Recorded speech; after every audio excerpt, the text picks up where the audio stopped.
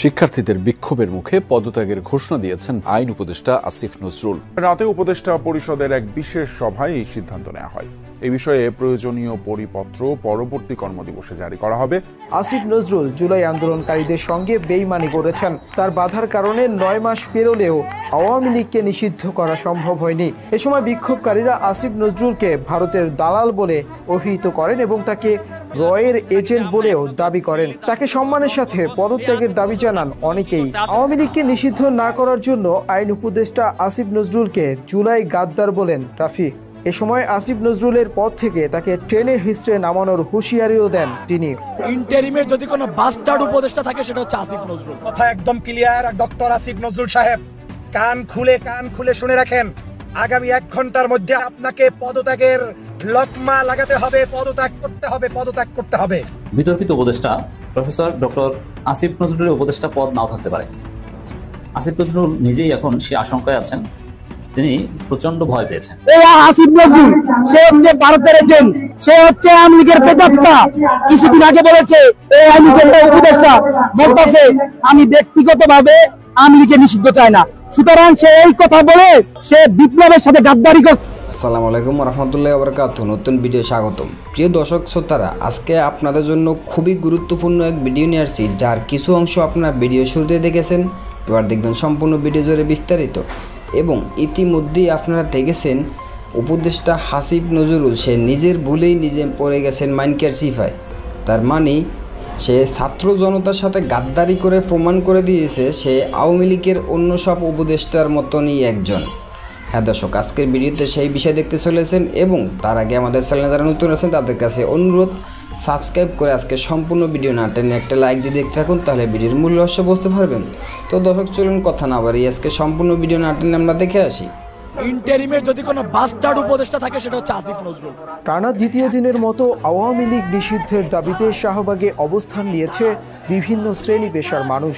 নিষিদ্ধের পাশাপাশি জুলাই গণহত্যার দায়ে আন্তর্জাতিক অপরাধ ট্রাইব্যুনালে আওয়ামী লীগের বিচার করার দাবিও জানিয়েছে ছাত্র জনতা। জাতিসংঘের তদন্ত রিপোর্টে স্পষ্টভাবে বলা হয়েছে জুলাই গণ অভ্যুত্থানে 1400 মানুষকে হত্যা করেছে আওয়ামী লীগ, যা গণহত্যার শামিল। এত মানুষকে হত্যা করেও এখনও বাইরে ঘুরে বেড়াচ্ছে খুনিরা, আবার কেউ কেউ রাষ্ট্রীয় মদদে দেশ ছেড়েছেন। সরকার পতনের 9 মাস পেরিয়ে গেলেও এখনও আওয়ামী লীগের বিষয়ে সিদ্ধান্ত নিতে পারেনি সরকার। এজন্য অন্তর্বর্তীকালীন সরকারের আইন উপদেষ্টা আসিফ নজরুলকে দায়ী করেছে আন্দোলনকারীরা। গতকাল প্রধান উপদেষ্টার বাসভবন যমুনার সামনে আওয়ামী লীগকে নিষিদ্ধ করা নিয়ে বক্তব্য দেন জুলাই আন্দোলনের অন্যতম নেতা খান তালাত মাহমুদ রাফি। আওয়ামী লীগকে নিষিদ্ধ না করার জন্য আইন উপদেষ্টা আসিফ নজরুলকে জুলাই গাদ্দার বলেন রাফি। এ সময় আসিফ নজরুলের পদ থেকে তাকে টেনে হিস্ট্রে নামানোর হুঁশিয়ারিও দেন তিনি।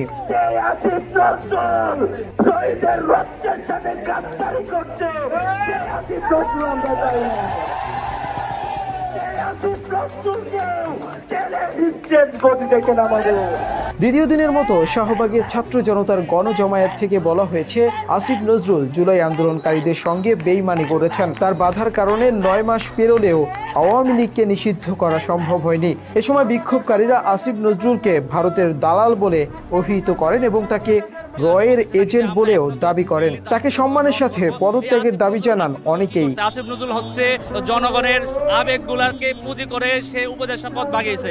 উপদেষ্টা পদ বাগিয়ে তারপরে কি করলো, সে তলে আজাদ করতেছে। সে এখনো জুলাই গণহত্যার বিচারের জন্য কোনো কিছু করতে, সে কিসের আইনমন্ত্রী হইলো তাহলে? ইন্টারিমে যদি কোনো বাস্টার্ড উপদেষ্টা থাকে সেটা হচ্ছে আসিফ নজরুল।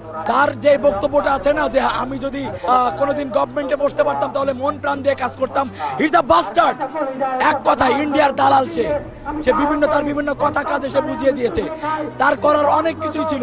সে প্রথমত বিপ্লবটাকে গণঅভ্যুত্থানে পরিণত করেছে, তারপরে সেই গণঅভ্যুত্থানটাকে আন্দোলনে পরিণত করেছে, সে পুরো বিপ্লবটাকে হাস্যরসে পরিণত করেছে। এক Asif Nazrul, he is the bastard. July আন্দোলনে শহীদ পরিবারের সদস্যরাও আসিফ নজরুলের ওপর ক্ষোভ প্রকাশ করেছেন। স্বজনরা বলেছেন আসিফ নজরুলকে আওয়ামী লীগের দালালি করতে তাদের সন্তানেরা জীবন দেয়নি। গত বছরের 18 জুলাই রাজধানীর উত্তরার আজমপুরে ফ্যাসিস্ট হাসিনার সন্ত্রাসী বাহিনীর গুলিতে প্রাণ হারান 18 বছর বয়সী শেখ ফাহমিন জাফর। তারমা কাজী লিলুল মাকমিন বাংলা এডিশনের সাথে কথা বলার ফাঁকে আইন উপদেষ্টা আসিফ নজরুলকে আওয়ামী লীগের দোষর দাবি করে তার বহিষ্কার দাবি করেন। আমরা এটা ভেবেছিলাম ওনার কুটি কয়েক কথা শুনে যে ওনাকে দিলে বিচার পাবো, ওর পেছনে যে এত আওয়ামী লীগ সেটা আমাদের জানলাম ছিল না। আওয়ামী লীগ ওনার আত্মীয় হতে পারে, আমার আত্মীয় হতে পারে, খুনের কোন আত্মীয় হতে পারে না। আমি যদি সুযোগ পাইতাম জনগণের জন্য কি কাজ করতাম, জনগণের কাজ করা মানে আল্লাহকে রাজি খুশি করা। সুতরাং স্যার আসিফ, আপনি আপনি কি জনগণের নাকি আওয়ামী লীগের? আমি মা আজকে মাঠে, হাজারো বাবা মাঠে, আমাদের উত্তরার থেকে অনেকেই এসেছেন তারা মাঠে। কেন? শুধু হাসিনার মতো আমরা তাকে তাড়াতে চাই না, পালাতে দিতে চাই না। দেশের মানুষের থাকার অধিকার আছে, সেই জন্য পদত্যাগ করে সম্মান নিয়ে এসে বেরিয়ে যাক। আওয়ামী লীগের নিষিদ্ধ দাবিতে জুলাই ফিরে এসেছে শাহবাগে। এখান থেকেই সূত্রপাত হয়েছিল স্বৈরাচার পতনের। এবার স্বৈরাচার পতনের সেই কেন্দ্র থেকেই আসিফ নজরুলের পদত্যাগ দাবি করেছেন আন্দোলনকারীরা। একই সাথে আসিফ নজরুল সহ যারা ভারতের সাথে আতাত করছে তাদের পদত্যাগের দাবিতে আবারও প্রাণ দিতে প্রস্তুত বলে হুঁশিয়ারি দিয়েছেন তারা। আসিফ নজরুল সহ যারা ভারতের সাথে আতাতি করতেছে, ভারতের স্বার্থ হাসিল করতেছে, তাদের সবাইকে পদত্যাগ করতে হবে। আমরা চাই শুধু আসিফ নজরুল না, এই ধরনের গাদ্দারি যারাই করুক, সে হইতে পারে আসিফ নজরুল, সে হইতে পারে জাহাঙ্গীর আলম, ইভেন সে হইতে পারে ডক্টর ইউনূস, যেই আমাদের জুলাইয়ের সাথে গাদ্দারি করবে আমরা তাদেরকে আবারও হাসিনার মতো টেনে হিসেবে নামাবো ইনশাআল্লাহ। আসিফ নজরুল ছাড়াও বিভিন্ন সময় আওয়ামী লীগ ও ভারতের দালালি করা প্রথম আলোর বিরুদ্ধেও সোচ্চার হয়ে উঠেছে শাহবাগে বিক্ষোভকারীরা। তারা দাবি করছে এই দুই পত্রিকা দিল্লিতে বসে পরিচালিত হয় এবং এরা বাংলাদেশ বিরোধী ষড়যন্ত্রে লিপ্ত। প্রথম আলো ডেইলি স্টার এটি তো আগের থেকে দালালি করে দিতেছে, এখনো দালালি করতেছে। ডেইলি স্টার, প্রথম আলো এরা তো এজেন্ডা, আওয়ামী লীগের এজেন্ডা, এরা তখন থেকে কাজ করতেছে। তারা মিথ্যা প্রচার এবং তারা চামচামি করে যাচ্ছে এই আওয়ামী লীগের। আমরা এই ডেইলি স্টার এবং প্রথম আলো এর সাপোর্ট করি না। শাহবাগের এই গণজমায়েত থেকে আবারও প্রথম আলো ডেইলি স্টারকে ভারতের দালাল বলেছেন আন্দোলনকারীরা। এই দুই পত্রিকা ভারতের এজেন্ডা বাস্তবায়নে কাজ করছে বলেও অভিযোগ করেন তারা। বাংলাদেশে এই পর্যন্ত যতগুলো আন্দোলন সংগ্রামে বিভ্রান্ত তৈরি করেছে একমাত্র প্রথম আলো এবং ডেইলি স্টার। এই প্রথম আলো এবং ডেইলি স্টার আমাদের বাংলাদেশকে দাবিয়ে রাখার চেষ্টা করেছিল এবং বিশ্ববাসীর কাছে মিথ্যা নিউজ করে জঙ্গি রাষ্ট্র হিসেবে প্রমাণ করতে চেষ্টা করেছে, কিন্তু তাদের সেই চেষ্টা ব্যর্থ হয়েছে জুলাই বিপ্লবের মাধ্যমে। এছাড়া বিগত সরকারের আমলে বাংলাদেশের আলেমদের জঙ্গি ট্যাগ দিয়ে এই প্রথম আলো ও ডেইলি স্টার গুম খুনের অংশীদার হয়েছে বলে দাবি করেছেন আন্দোলনকারীরা। এই বিপ্লবের রক্তের বিনিময়ে, শহীদের রক্তের বিনিময়ে হাজার হাজার মানুষ আহত, পঙ্গু, চোখ বন্ধ হয়ে যাওয়ার বিনিময়ে তাকে আইন উপদেষ্টা করা হয়েছে। তার জবান থেকে এই কথা বের হয়ে যাওয়া তার মানে সে বিপ্লব থেকে সরে গেছে। সুতরাং আমি বলতে চাই আজকে এই শাহবাগ মঞ্চ থেকে এই আইন উপদেষ্টার পদত্যাগ দাবি করতেছি এবং ডক্টর ইউনূস সাহেবকে বলতে চাই আপনার সুচিলগিরি চলবে না। আপনি বিপ্লবের উপদেষ্টা হয়েছেন, প্রধান উপদেষ্টা হয়েছেন। আপনারা যখন শপথ গ্রহণ করেছেন তখন বলেছেন আমরা আর যাই করি না করি বিপ্লবের গণহত্যাকারী বিচার করব। সুতরাং আপনাদের যে কথা দিয়েছেন জাতির কাছে সেই কথা আপনারা আগামী 3 মাসের ভিতরে দেখতে চাই এবং আওয়ামী লীগের আগামী 36 ঘন্টার ভিতরে আওয়ামী লীগের নিষিদ্ধ চাই, আওয়ামী লীগের নিবন্ধন বাতিল চাই। 24 বছরের ইতিহাসে আওয়ামী লীগ বাপ বেটি মিল্লা 5টা গণহত্যা চালাইছে, তার বাপে 72 থেকে 75। যেই জন্য আমরা এদেশ পাকিস্তান থেকে আলাদা হয়েছি, সেই মানুষের ভোটের অধিকার কেড়ে নিয়ে বাকশাল কায়েম করেছিল, একদলীয় কায়েম করেছিল। 72 থেকে 75 হাজার হাজার মানুষকে হত্যা করেছিল, গণহত্যা চালাইছিল, ব্যাংক লুটপাট করছে। শেখ হাসিনায় 2008 সালে নাটকের নির্বাচন কইরা ক্ষমতা দখল কইরা 9 সালে বাংলাদেশের স্বাধীনতার প্রতীক সার্বভৌমত্ব সেনাবাহিনী বিডিআরকে গণহত্যা চালাইছে, সেগুলা বাংলাদেশের মানুষ জানে।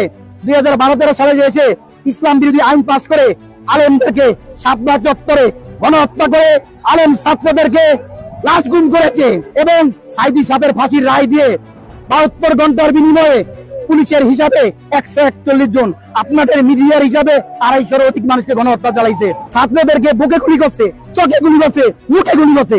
সুতরাং কোন রাজনৈতিক দল ছাত্রদের বুকে গুলি করতে পারে না, কোন রাজনৈতিক দল ছাত্রদের চোখে মুখে গুলি করতে পারে না। সুতরাং এবং ছাত্রদেরকে গুলি করে ক্ষান্ত হয় না, ছাত্রদেরকে আপনারা দেখেছেন এখনো আছে অনলাইনে ভিডিও, ছাত্রদেরকে হত্যা করে আগুনটা জ্বালাই দিচ্ছে। এই দল কিভাবে রাজনৈতিক দল হয়? এই আসিফ নজরুল সে হচ্ছে ভারতের এজেন্ট, সে হচ্ছে আওয়ামী লীগের প্রেতাত্মা। কিছুদিন আগে বলেছে এই আওয়ামী লীগের উপদেষ্টা বলতেছে আমি ব্যক্তিগতভাবে আওয়ামী লীগকে নিষিদ্ধ চাই না। সুতরাং সে এই কথা বলে সে বিপ্লবের সাথে গাদ্দারি করছে। ধন্যবাদ এতক্ষণ সাথে থাকার জন্য। আজকে এ পর্যন্ত। নতুন কোনো ভিডিও কথা হবে নতুন কোনো বিষয় নিয়ে, ততক্ষণ আমাদের সাথে থাকবেন, ভালো থাকবেন। আসসালামু আলাইকুম, আল্লাহ হাফেজ।